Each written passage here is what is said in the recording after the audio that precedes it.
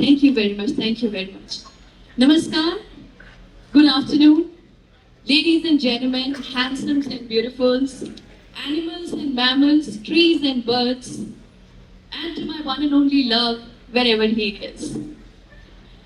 2 days ago, I had zero clue about what am I going to speak on this stage. I almost ended up asking ChatGPT to write my entire speech. But even ChatGPT replied, sorry, ma'am, we don't do miracles. So you're stuck with the human version, so bear with me.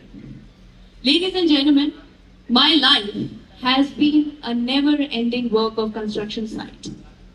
This building is continuously under progress, under work, under construction. There are bricks of grief, underline the word grief. There is cement of hope, there is plaster of hard work. And I will get a possession of this building one day. But that would be the day I stop breathing. Till then, this will be a work of construction. Then who am I building this for? Who am I leaving this building for? You. I am leaving this profound legacy for all of you as a blueprint so that you can build your future over the given examples of my lived life. Let's begin. Ladies and gentlemen, my life didn't start with a hello or a hi like I did today. My life started with a goodbye. The first goodbye came to me from my mother. Titled it as The Mother's Goodbye. I lost my mother when I was just 14 months old. A baby in a pram, in a kitchen, lying just there, knowing and watching my mother doing just the normal course. Suddenly a fire broke. It broke my entire world, not just the kitchen. But I was saved. People say it's a miracle. I think so. Maybe I'm the Harry Potter, the boy who lived, except I'm the girl who lived. I was told by the people, I've never seen my mother, never heard of her, never remember so, as far as I know, but I know her. Because, ladies and gentlemen, even if your mother dies, she never dies until you are alive. They just shift form from an entity, from a physical to a presence, a spirit. And I have felt it all across my life. Even on her deathbed, on the hospital, she would only say one thing to everybody she saw. Has my child eaten? Have you given her the banana that she likes? That was it. That was the first zero of my life. We are 8 billion in this world. And I consider myself not one in a million, but one in a billion for many such reasons. And I will take you ahead in this journey with me. Let's begin with the first zero, which taught me self-love. I grew up without her. And I'll explain to you why am I saying that I've always felt her presence around me. Ladies and gentlemen, one fine day in my extreme teenage days, I was sitting across a window, out of a window pane, watching the moon. Now I know why is it called a window pane. I was watching the moon and crying hysterically. Hysterically because that was one of the days that no teenage would like to see. I was broken. I did not have my phone, nobody was calling me. It was about to get my birthday on. I was watching at the moon and that fine day, I broke down and talked to my mother and I said, why did you leave me? Why? I'm alone here and I'm crying here. Where are you? As the clock ticked 12, and it is very unusual to rain in the mid of March in the central India, and right at 12 a.m. it started raining. I do not know what it was. Marching out, when I turned 18, I lost my best friend of 15 years. She was also my cousin. We spent endless nights together, every summer vacation together. I did not even lose her. That was the second zero of my life. I lost all my hidden secrets, all my inside jokes, and the shoulder that I've cried upon growing up. I remember telling my family that day in real terms, today is the day when I've lost my mother. वो मेरी माँ जैसी हरकतें करती थी यार. She used to care for me. She used to treat me like somebody. She always told me, you are somebody, Megha, you are going to be somebody. Don't look back.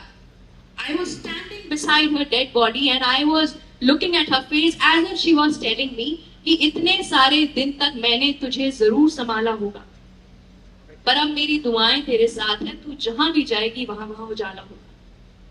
I learned something that day. Moving on, those आगे बढ़ते हैं. इसी बीच somebody who have gave me this wonderful mantra of spirituality and taught me how to manifest things in life, my Nani, she left the world. Meanwhile, my Nana, who was an avid lawyer, at 85, he might not remember your name, but if you talk about a specific case that he has fought, he will remember it all by heart.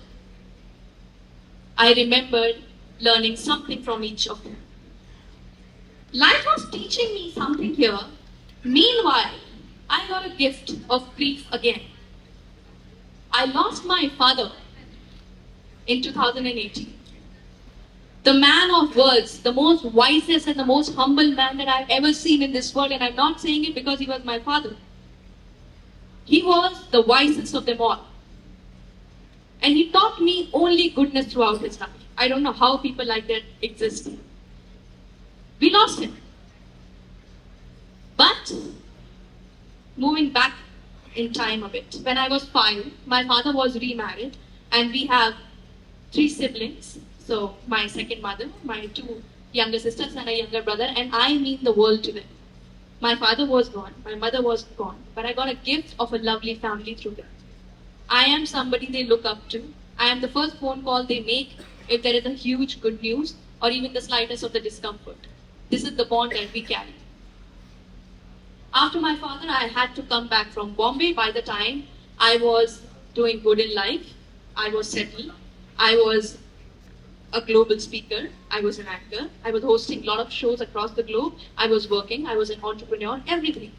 But I had to come back to my hometown because I knew I am left with 2 grandparents, 1 second mother, my 3 siblings, and my father is not there. And he left an entire business, a lot of farming at the back. So you imagine, I had no time to self-pity and I had to come back. And one day I'm an anchor in Vietnam. And after 2 days, I'm also a farmer in my gram, in my village. I was handling both. But I was fine. Later, 3 months later, we lost the 6 feet 2 inches honorable Rajput man who has lived his life with an honor, an ex-government servant lying on a ventilator, and I was looking sharply in his eyes and asking, Bauji, that's my Dadaji, my grandfather, are you okay? And on his ventilator, and he knows that it's just few minutes left for his life, and he looks at me and says, yeah, Lord, oh Lord, do you find such people in this world anymore? No. We lost him. Later, after a few months, we lost our grandmother. My cute little grandmother, and I'll tell you that this was a wonderful combination of Amitabh Bachchan and Jaya Bachchan in our own family. My grandfather and grandmother. Every time my grandmother used to see me, she used to tell me, Beta, shadi kar ke. Go get married.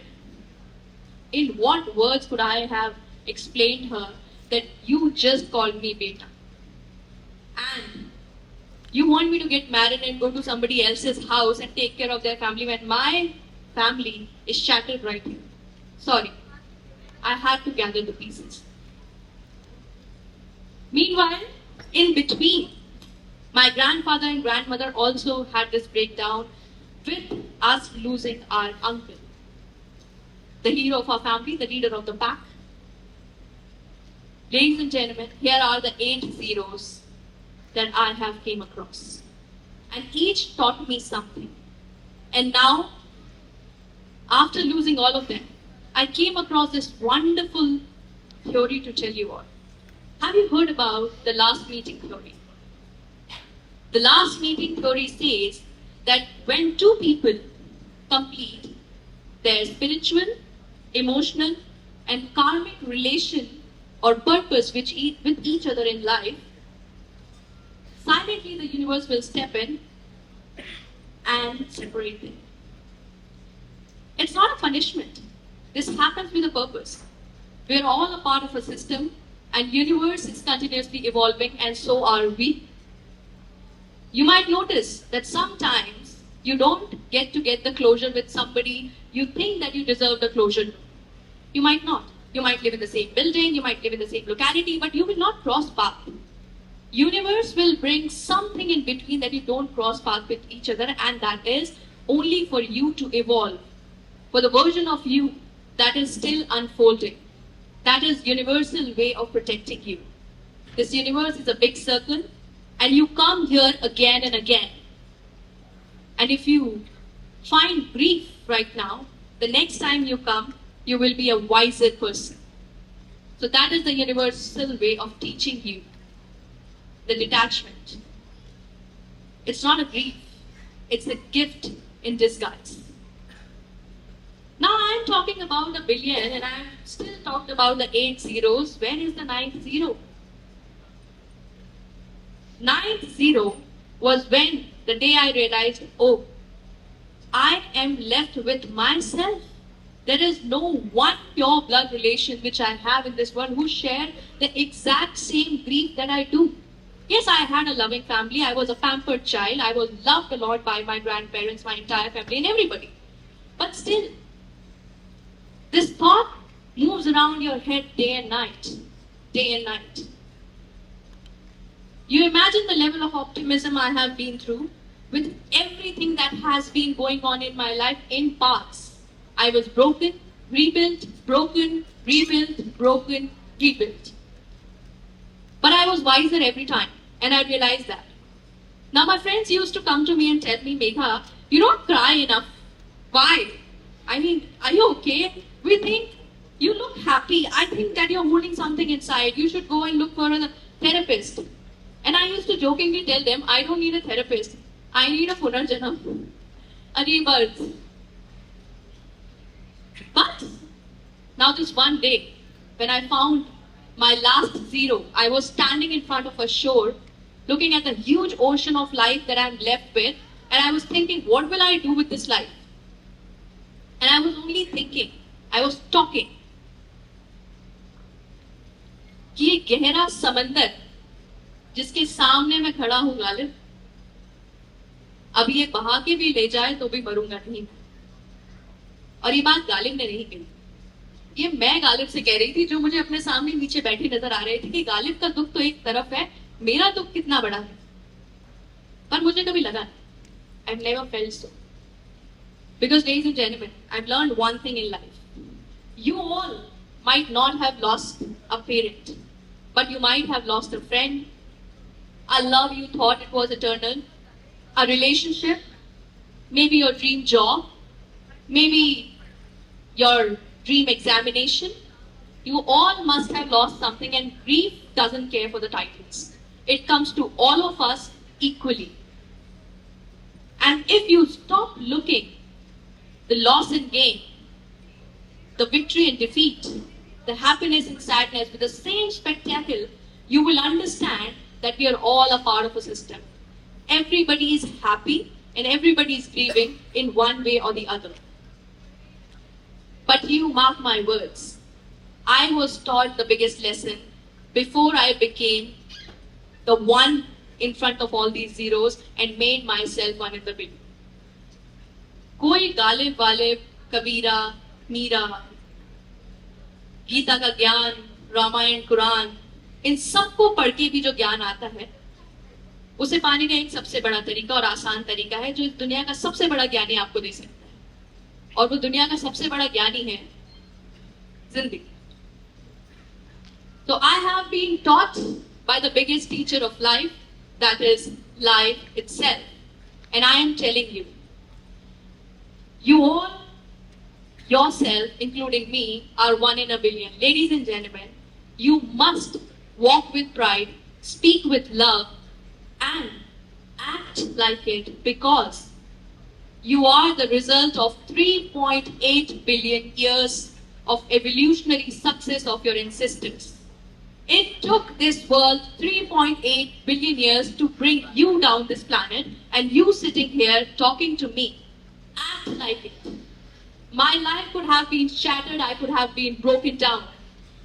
But I chose to live. I chose to consider my grief as a gift, and I lived a life that can be an example for others to see and learn. You must act like it. And nonetheless, because we are standing in the ferocious city of Sambhaji Maharaj, I would have to tell you, in the words of Chhatrapati Sambhaji Maharaj, तू भोर का पहला तारा है, परिवर्तन का एक नारा है, ये अंधकार कुछ पल का है, फिर सब कुछ तुम्हारा है, फिर सब कुछ तुम्हारा है. Thank you.